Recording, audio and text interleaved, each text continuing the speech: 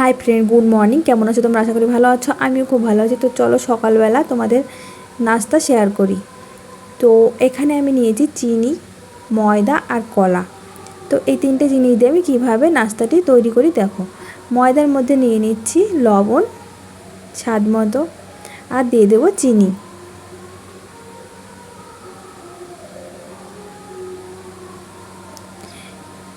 ভালো করে একসাথে মিশিয়ে নিচ্ছি।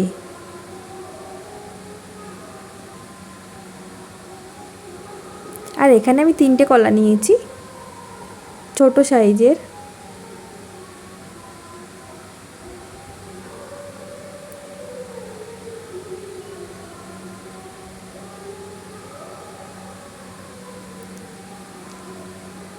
আমি এখানে কোনো জল ইউজ করব না, আমি এই কলা দিয়েই আমি একটা ডো তৈরি করে নেব।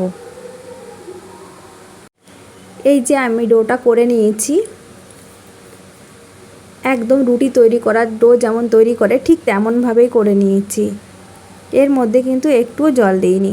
আর এখন দিয়ে দিচ্ছি সামান্য পরিমাণ সাদা তেল।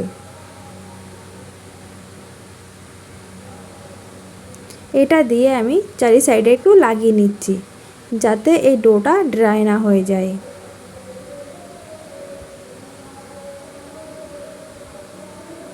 আর আমি এটা 5 মিনিটের জন্য রেস্টে রেখে দেবো ঢাকা দিয়ে।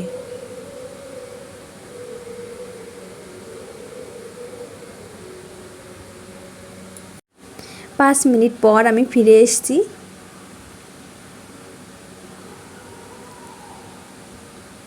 আমার এই ডোটা দেখো কতটা সফট হয়েছে।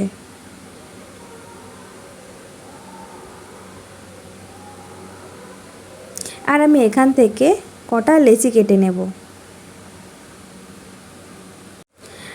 আমি এই ডো থেকে 4টে মতো লেচি করে নিয়েছি, রুটির যেমন লেচি তৈরি করে ঠিক তেমন করেই। তো আমি এখন রুটির মতো করে এটা বেলে নেব।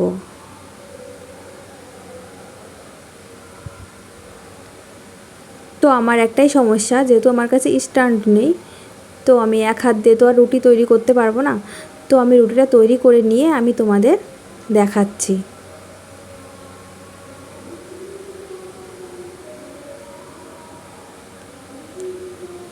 রুটি আমি তৈরি করে নিয়েছি।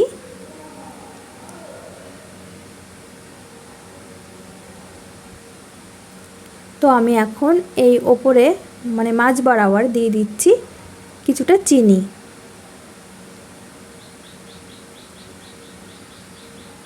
আর দিয়ে দেব গুঁড়ো দুধ। এটা দিয়ে আমি একটু মাঝের দিকে লাগিয়ে নিচ্ছি।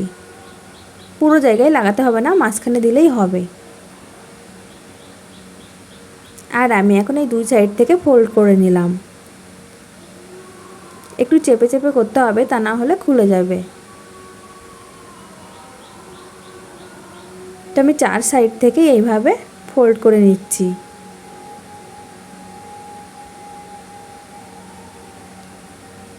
তো আমি এরকমভাবেই সবগুলো করে নেব।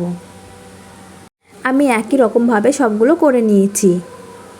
এদিকে আমি কড়াইতে তেল গরম করতে বসিয়ে দিয়েছি, আর তেলটাও খুব ভালোভাবে গরম হয়ে গেছে। আর এখন আমি যে পরোটাগুলো বানিয়েছিলাম এইগুলো আমি তেলের মধ্যে দিয়ে দেব।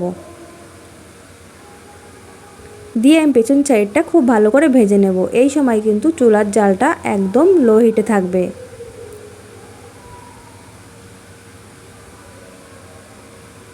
তা না হলে ওপরটা পুড়ে যাবে এবং ভেতরটা কাঁচা থাকবে।